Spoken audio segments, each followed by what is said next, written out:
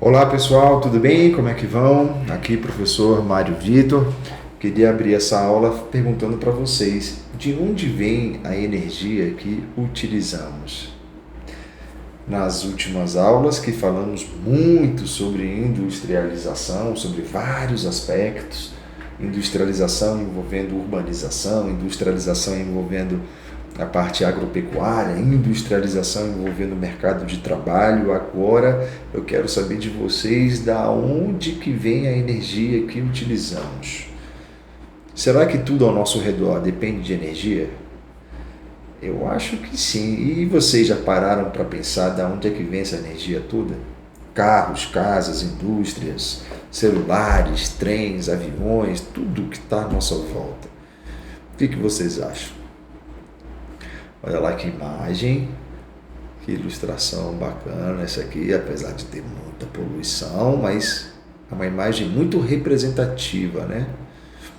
Nessa aula de hoje, pessoal, vamos entender a relação, mais uma vez, da industrialização, mas agora pelas fontes de energia, o que move o planeta, o que move o nosso desenvolvimento.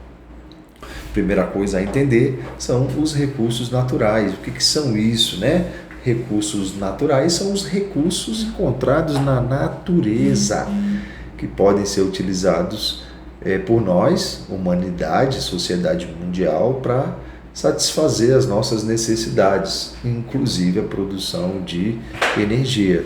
E elas estão presentes em todos os lugares, desde a água até a madeira. A água, no caso, usada em usinas hidrelétricas, né? E é muito forte para o processamento industrial. Os ventos também, que são muito fortes, são aproveitados pelas turbinas eólicas para gerar energia limpa. O carvão mineral, fonte histórica aí da Revolução Industrial, usadas em grandes usinas, né? A gente tem a luz solar, que são muito utilizadas na geração de eletricidade, aqueles painéis fotovoltaicos que absorvem essa energia. O petróleo, né, o combustível fóssil mais utilizado do mundo, aí, muito utilizado nos meios de transporte, nas indústrias, e a madeira, como eu falei, utilizado como biomassa para geração de calor e biocombustíveis. Isso sem falar entre outros exemplos de energia, né? E aí onde é que entra a energia e a industrialização? Olha aí esse maquinário aqui, antigo, isso aqui sendo representado muito no século XVIII, provavelmente. E aí as máquinas, como é que as máquinas se movimentam? Como é que funciona isso? A industrialização só foi possível, os maquinários só foram possíveis de se desenvolver por conta das energias, e a energia vinda de fontes dos recursos naturais. Então você tem os recursos que vão gerar fontes de energia, que vão movimentar as máquinas, que vão gerar as produções. Então essa cadeia produtiva aqui demonstra o avanço tecnológico, depende muito de como que uma determinada fonte de energia ela é explorada. Bacana? Lá na primeira Revolução Industrial, olha aí, a grande representação aqui de um trem, Maria Fumaça, né? Então, aqui na primeira Revolução Industrial, que começou lá na Inglaterra no século XVIII, o carvão mineral era o grande exemplo, a principal fonte de energia.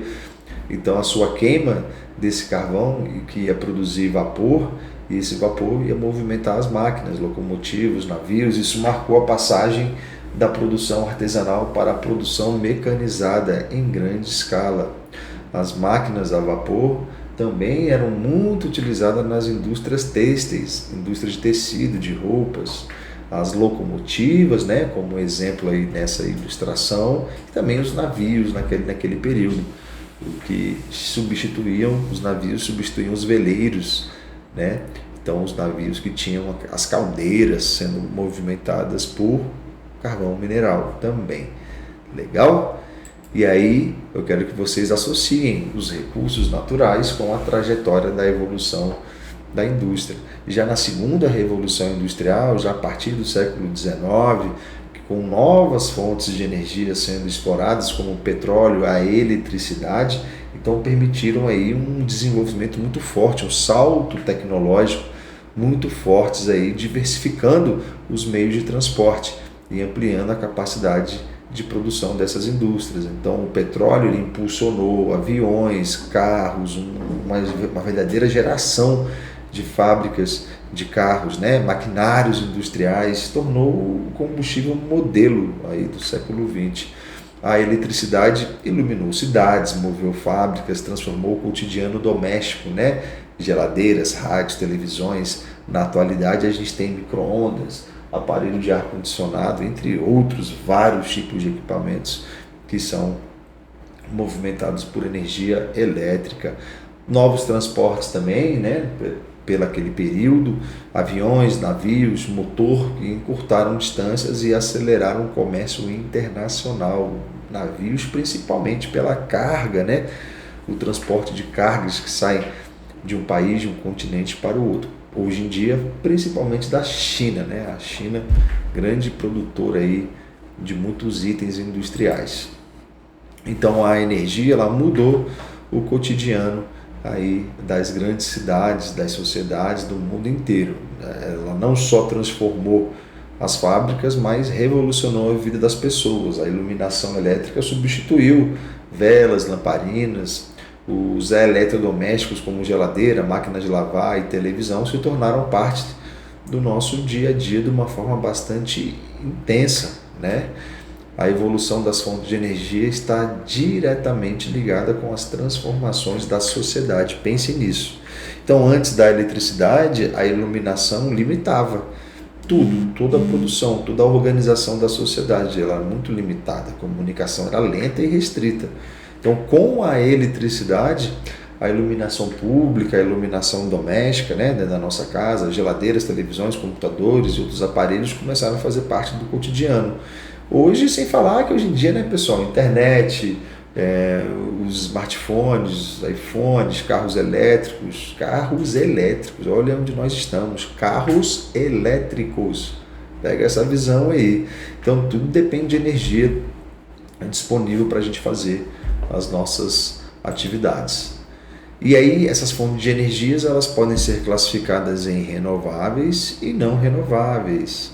Eu tenho certeza que vocês já viram esse conteúdo. As renováveis, elas são, olha o nome aí, renovável. Existe uma quantidade de energia que ela vai se tornar, no caso, renovável, como a energia eólica, que depende do vento, a energia solar, do sol, as biomassas, energia geotérmica, que vem do interior do planeta, né? Então são fontes que se reproduzem naturalmente, se repõem naturalmente em períodos curtos. Então a gente tem essa classificação como renovável. Falou?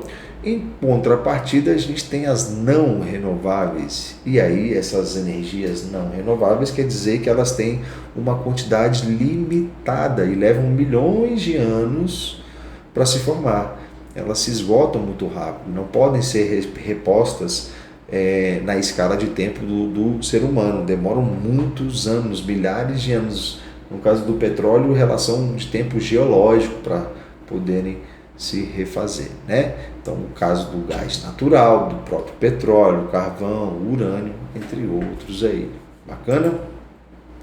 E o petróleo, que é o carro-chefe aí, o petróleo é uma das principais fontes de energia do mundo atual, né? Ele é formado ao longo de milhões, milhares de anos a partir do resto de organismos, materiais sedimentares aí, materiais orgânicos de origem animal e vegetal.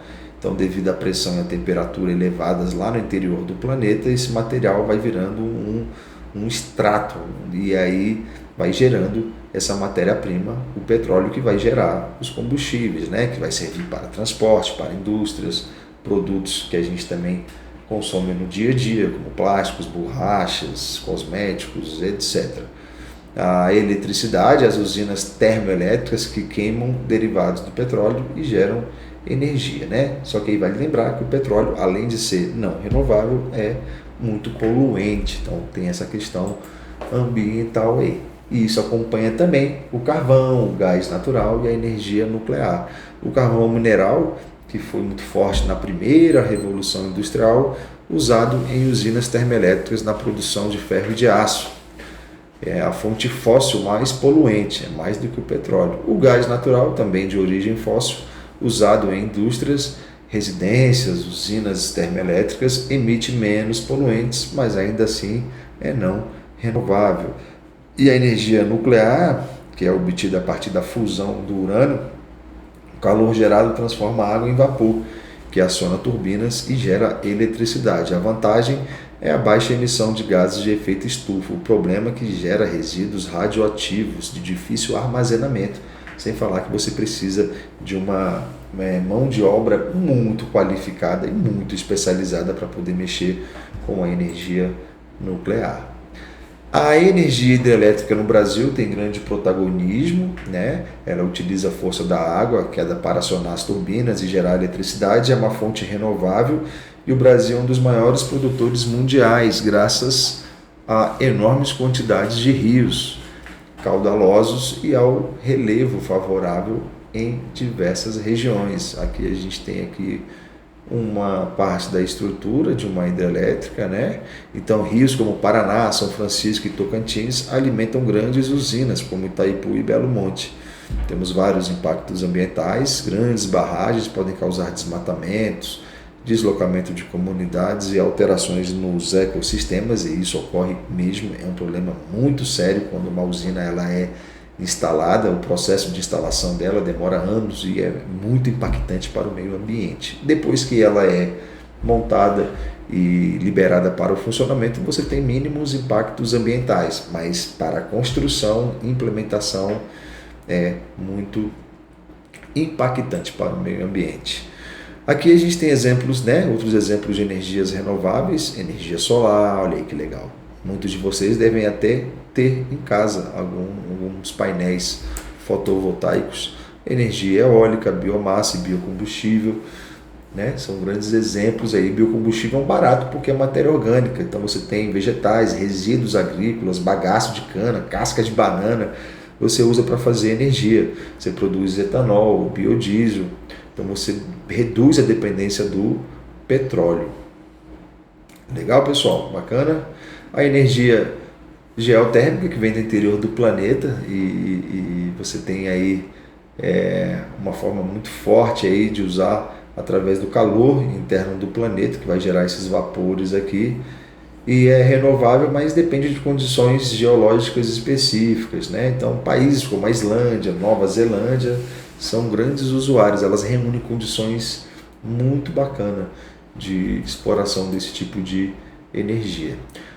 O petróleo no mundo, a produção, né, o consumo, o petróleo é considerado um recurso estratégico porque move transportes, indústrias e economias inteiras globais aí, e é importante entender que a produção e o consumo não são iguais. Um país pode produzir muito e consumir pouco, ou vice-versa. Falou? As reservas indicam o quanto ainda existe no mundo. No Oriente Médio, que é a maior concentração de reservas do petróleo do mundo, lá no Oriente Médio, os países árabes. Na América do Sul, Brasil e Venezuela possuem protagonismo, tem muita reserva significativa. Na América do Norte, você tem Estados Unidos, Canadá e México, que são grandes produtores, né? E a Rússia também. A Rússia é um dos maiores produtores mundiais de petróleo do mundo, então são grandes áreas aí. Para a gente finalizar, eu trouxe duas questões bem tranquilas para que vocês possam resolver aqui. Questão número 1, a primeira revolução industrial foi impulsionada principalmente pelo uso de qual fonte de energia? Ah, bem fácil, hein, gente? Carvão mineral, letra B. E aqui é número 2, por que o petróleo é classificado como uma fonte de energia não renovável?